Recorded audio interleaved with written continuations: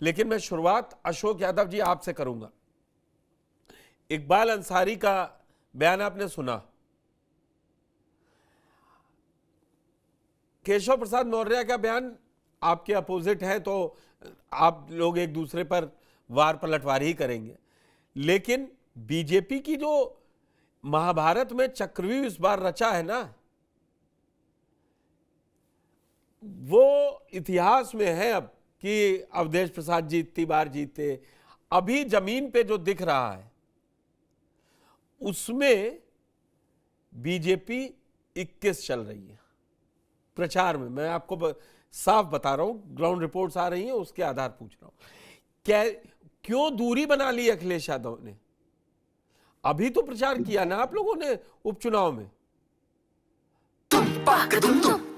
अरे श्रीमती जी, कुछ तो सस्ता लो, बचत करो। नहीं श्रीमान जी, सब बढ़िया लो, रहने दीजिए। इसमें क्या खास बात है? थोड़े में ज्यादा स्वाद, यही तो है इसकी खास बात। वाओ मामा, क्या स्वाद है। अरे मेरे राजा, प्योर मसाला। देखिए पुष्कर जी, आपने कहा बीजेपी प्रचार में 21 चल रही है, तो हमारे प्रधानमंत्री जी को लोग कहते हैं प्रचार मंत्री हैं। वो पूरा मामला प्रचार पे ही चल रहा है पुष्कर जी।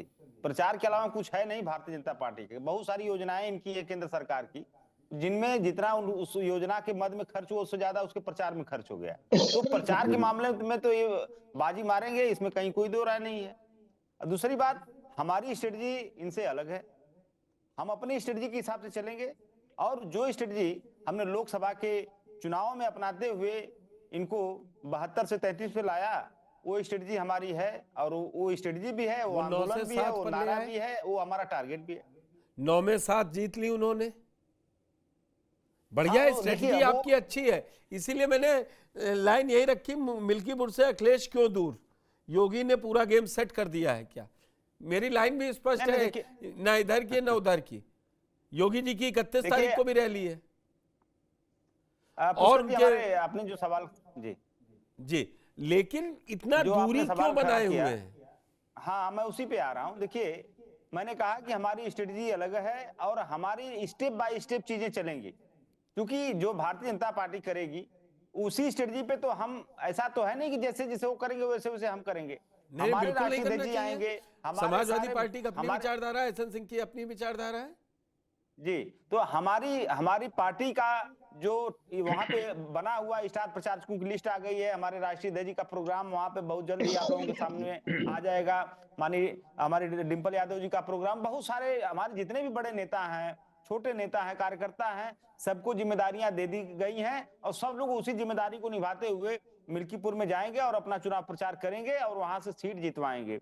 दूसरी बात, आज माननीय योगी जी गए थे, उनको 2-3 लाइनें खाली याद करके जाते हैं मिल्कीपुर में। एक तो बोलते हैं कि डीएनए टेस्ट की मांग क्यों कर दिया, दूसरे बोलते हैं कि बिटिया घबराई। तो आप ये बताइए कि उनकी सरकार एक ऑर्डिनेंस कम से कम ला दे कि फॉरेंसिक जो भी जांच होती है पुलिस की, उसमें से डीएनए टेस्ट को हटा दे।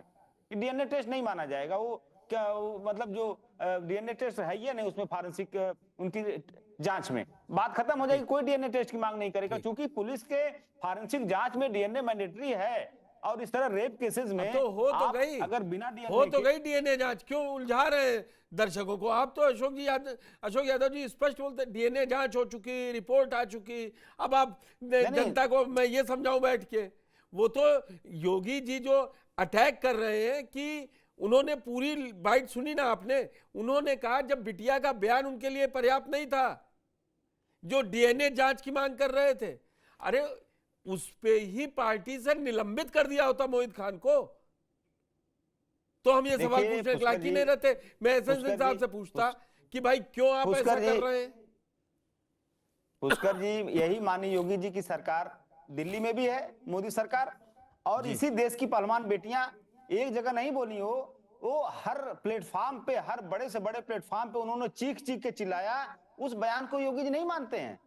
अरे बाप रे, बेटियों में भी अलग अलग कि कौन बेटी हमारे खिलाफ है तो हमारी दुश्मन है, और हमारे अगर विपक्ष के ऊपर मामला रहेगा, उत्तर प्रदेश की कोई बच्ची बताइए जिसने कहा और बीजेपी पे आरोप लगाया है उत्तर प्रदेश की किसी बिटिया के लिए नहीं किया गया? पुष्कर जी, आपने आपने ये बताइए, जो पहलवान बेटियां थी वो कहाँ की थी? हमारे देश की नहीं थी, हिंदुस्तान थी? की थी ना। अब मोदी हाँ। सरकार में यही उत्तर प्रदेश के ही नेता थे ब्रिजभूषण शरण सिंह, ये भी नहीं कि कहीं दूसरे राज्य के थे। क्या हुआ उस मामले में? वो बेटियों का मैं बयान का कोई मायने नहीं। मैं आप एसएन देखिए, सिंह साहब को लाऊंगा, क्योंकि मैं करूंगा तो फिर आप कहेंगे कि आप नहीं नहीं उनकी नहीं, तरफ से बोल रहे हैं। क्या उसी तरीके की पुष्कर डीएनए जी, जांच होके वैसे ही आरोप लगे क्या? सिर्फ एफआईआर लिखने पुष्कर जाने की मांग कर रहे थे आप लोग। पुष्कर मैं पुष्कर जी, मैं सुप्रीम एक मिनट कोर्ट, एसएन ये सिंह, बताइए, मैं अपना ये सवाल बताइए पूरा कर लूं फिर आप। सब। हाँ, आप पूरी हाँ, कीजिए बात, मैं एसएन सिंह के देखिए, पास जाऊंगा। सुप्रीम कोर्ट में अगर सुप्रीम कोर्ट के इंटरफेरेंस से किसी के खिलाफ अगर एफआईआर हो रही है, तो ये अपने आप में बहुत बड़ी बात है। आप तो अगर मुद्दा बेटियों के बनाइए लेकर के ना, जो तमाम मुद्दा बनाइए। मिल्कीपुर में मुद्दा उतार तो हम दीजिए बना रहे पूरी हैं। समाजवादी पार्टी फौज को। मैं देख रहा था समाजवादी पार्टी की मीडिया सेल का ट्विटर हैंडल, सॉरी एक्सपोस्ट, एक खबर मिल्कीपुर को लेके नहीं लगी है। अरे बताइए कि बीजेपी वाले ऐसे कर रहे हैं, आप हमको बताएंगे तब पहुंचेगा, तब तक तो वो और आगे निकल चुके होंगे। एसएन सिंह साहब वो बड़ा आरोप लगा रहे हैं। पुष्कर जी, लास्ट हम लोग में डिबेट कर रहे थे लास्ट मिल्कीपुर में पे, यही बोलूंगा और जिस तरह से पुष्कर जी, इनकी लास्ट में यही पार्टी बोलूंगा परास्त हो गई है, कि जिस तरह से इनके पार्टी के एक लोग ले देख रहे हैं, एक अशोक जी, सवाल, एक लाइन और ले अगर लीजिए आपको बोलना पूरा। हो तो एसएन अशोक जी सिंह आप साहब बोल सकते हैं। होगा, मैं आपको रोक रहा अशोक जी, हूं। अगर आपको बोलना है तो नहीं नहीं, बस लास्ट बस एक लाइन और कुछ 5 बोल रहे हैं सेकंड, आप 5 सेकंड, 5 जी, सेकंड मैं लूंगा, ज्यादा सेकंड नहीं लूंगा एसएन जी का बोलते समय। रहिए। देखिए, मैं यही सिर्फ कहूंगा कि देख भाजपाई पहलवान बेटियां तक घबराई। बस अब आगे आप ठीक। बोलिए। पुष्कर जी, बोलिए चलिए आप। हम शुरुआत यहीं से करते हैं। समाजवादी पार्टी को तो पूरी दुनिया जानती है कि समाजवादी पार्टी का अगर कोई इस तरह लड़कियों पे अपराध कर देगा तो उसके मुखिया उसके साथ खड़े हो जाते हैं, कहते हैं भाई लड़के हैं, लड़कों से गलती हो जाती है, ऐसी गलती होते रहनी चाहिए। और लोगों ने देखा मुजफ्फरनगर में, बुलंद में, बदायूं में, बुलंदशहर में, कानपुर में, रामपुर में लगभग 700 घटनाएं जो समाजवादी पार्टी की सरकार में हुई थी, वो अधिकांश घटनाओं का कारण ही था कि किसी न किसी लड़की को जो है कोई व्यक्ति वो गंदे विचार से देख रहा था, या इस तरह की चीजें हुई जिसके नाते ऐसी घटनाएं हुई। आज हम चर्चा मिलकर कर रहे थे। पुष्कर जी, निश्चित तौर पे प्रदेश की जनता ये जान रही है, और आपके चैनल के माध्यम से आज ये निराशा भी दिखी कि समाजवादी पार्टी के मुखिया तो कुछ कह नहीं पा रहे हैं, समाजवादी पार्टी का प्रवक्ता भी चैनल पे बैठता है तो वो 4 चीजें बता नहीं पाता, और भारतीय जनता पार्टी केंद्र और भारतीय जनता पार्टी करता रहता है। होता क्या है, देखिए पुष्कर जी, जब एक पिता पुत्र वाली पार्टी होती है ना, जो बेटा बेटी वाली पार्टी, वो पिता पुत्र को ही जब टिकट दे देती है तो मिल्कीपुर की जनता ने पूछा किसके लिए? कई बार सांसद हो गया, बेटा विधायक हो जाएगा, जनता को क्या मिलेगा? तो ये परिवार वाली पार्टियों को जब जनता वहां से तिरस्कृत करने लगी तो अब जनता के बीच में जा ही नहीं रही है, चुनाव प्रचार करने दिल्ली आ जा रहा है। इसी बात को तो आज टीवी 9 के प्लेटफॉर्म पे पूछा जा रहा है कि आदरणीय अशोक यादव जी, आपके वरिष्ठ नेता मिल्कीपुर में चुनाव क्यों नहीं लड़ रहे हैं, वहां क्यों नहीं जा रहे हैं? तो कह रहे हैं कि नहीं नहीं, वो तो पता नहीं क्या ऐसी बात। चौथी बात मैं कहूंगा, अब आइए देखिए मिल्की उपचुनाव का, अभी उपचुनाव में देखिए सार्थक सुंदर परिणाम किसके पक्ष में आया? भारतीय जनता पार्टी के पक्ष में आया। क्यों आया? क्योंकि पुष्कर जी, जनता ये विश्वास कर रही है। होता क्या है कि झूठ वाला माल आप एक बार बेच देते हैं, जब आदमी को पता चल जाता है कि भाई बस में पॉकेट मार चढ़ गया है, तो लोग अपने पॉकेट को संभाल लेते हैं, फिर वो पॉकेट मार नहीं पाता है, वो हैरान परेशान निराश होकर दिल्ली और पता नहीं कहां कहां प्रचार करता है। उपचुनाव हुआ, लोगों ने जाना समझा और भारतीय जनता पार्टी के पक्ष में वोट किया। अब देखिए, अयोध्या से जो बाबरी मस्जिद के पक्षकार थे, वो भी कह रहे हैं कि नहीं, योगी जी को जिताइए, 36,000 करोड़ रुपया, 36,000 करोड़ की योजना उस अयोध्या में आती है। और जिस अयोध्या में आदरणीय पुष्कर जी 5,000 लोग भी नहीं आते थे प्रतिदिन, वहां 1.5 से 2 लाख लोग आ रहे हैं। इस समय तो 4-4 लाख, 5-5 लाख लोग प्रतिदिन आ रहे हैं। उत्तर प्रदेश का जो पर्यटक है वो एक साल में 2023 में 48 करोड़ था, और अभी रिपोर्ट आई है कल की 64 करोड़ लोग 2024 में उत्तर प्रदेश में आए हैं। पूरे उत्तर प्रदेश का विकास हो रहा है। इस नाते लोग कह रहे हैं, डबल इंजन की सरकार के नाते काशी का कॉरिडोर बना, डबल इंजन की सरकार के नाते आज भव्य अयोध्या बना, आज प्रयागराज का भव्य कुंभ हो रहा है, बहुत सारे लोग आ रहे हैं। तो संपूर्णता के भाव से पुष्कर जी विकास हो रहा है। हम विकास की चर्चा करेंगे, इनकी तरह छोटी ऊंची ऐसी बातें नहीं करेंगे। चौथी पांचवी बात मैं कहूंगा, निश्चित तौर पर समाजवादी पार्टी को उत्तर प्रदेश की जनता ने पुष्कर जी 4-4 बार सर आंखों पे लगाने का कार्य किया। लेकिन आपने किया क्या? हर बार आपने जो है एक विशेष धर्म को चुना। अयोध्या में भी विशेष धर्म को चुना, कन्नौज में भी चुना, वाराणसी में भी चुना, मऊ में भी चुना, और प्रयागराज में अगर घटना होती है वहां भी आपने विशेष धर्म को चुना। इसमें उत्तर प्रदेश की जनता ने आपको खूब देखा, परखा, जाना, सुना है। कोई पहली बार होती तो हम जान जाते कि नहीं आप अच्छा कार्य करें। प्रदेश की जनता ने आपको 4-4 बार मौका दिया। हर बार यही हुआ कि एक जिलाधिकारी, एक कप्तान कहता है मुजफ्फरनगर के दंगे में कि हमको कहा गया एक धर्म को पकड़िए, दूसरे धर्म को छोड़ दीजिए। अब आज देखिए क्या हो रहा है उत्तर प्रदेश में।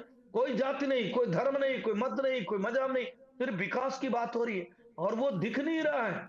उत्तर प्रदेश की अर्थव्यवस्था किस तरह से बढ़ी हुई है वो किसी से अछूता नहीं है, सबको जानकारी है। हम उसको लेकर जा रहे हैं और जनता के बीच में जनवारे बहुत सुंदर बात कही आपने कहा। आदरणीय मुख्यमंत्री जी, हमारे दोनों डिप्टी सीएम, हमारे वरिष्ठ जन वहां पे, आदरणीय स्वतंत्र जी वहां पे डेरा डाले हुए और जनता के बीच में जाएंगे, अपनी योजनाओं को लेकर अपनी बात कहेंगे। निश्चित तौर पे जनता आपको अपनाएगी। लेकिन समाजवादी पार्टी एक अहंकारी पार्टी जो कमोबेश भारतीय जनता पार्टी से 2-4-10 साल बाद में पार्टी का जन्म होता है और आज तक उत्तर प्रदेश से बाहर ही नहीं जा पाई। और आदरणीय अशोक यादव जी कह रहे हैं कि हमको उनसे क्या बिल्कुल नहीं सीखना है। आप क्यों सीखेंगे? आप अपनी नीतियों को लेकर चलिए। पहले कुंभ को गाली दीजिए, पहले बेटियों को गाली दीजिए, पहले धर्म को गाली दीजिए और बाद में उसी कुंभ में स्नान करिए। तो लोग ये सब कुछ देख रहे हैं कि आपकी कथनी और करनी में अंतर है। एहसन सिंह साहब, ठीक है, नेक्स्ट राउंड में मैं अशोक जी से यही सवाल लूंगा कि कुंभ को गाली भी और डुबकी भी क्यों? अरे श्रीमती जी कुछ तो सस्ता लो, बचत करो। नहीं श्रीमान जी, सब बढ़िया लो, रहने दीजिए। इसमें क्या खास बात है? थोड़े में ज्यादा स्वाद, यही तो है इसकी खास बात। वाह मामा, क्या स्वाद है। अरे मेरे राजा, राजा और प्योर मसाला।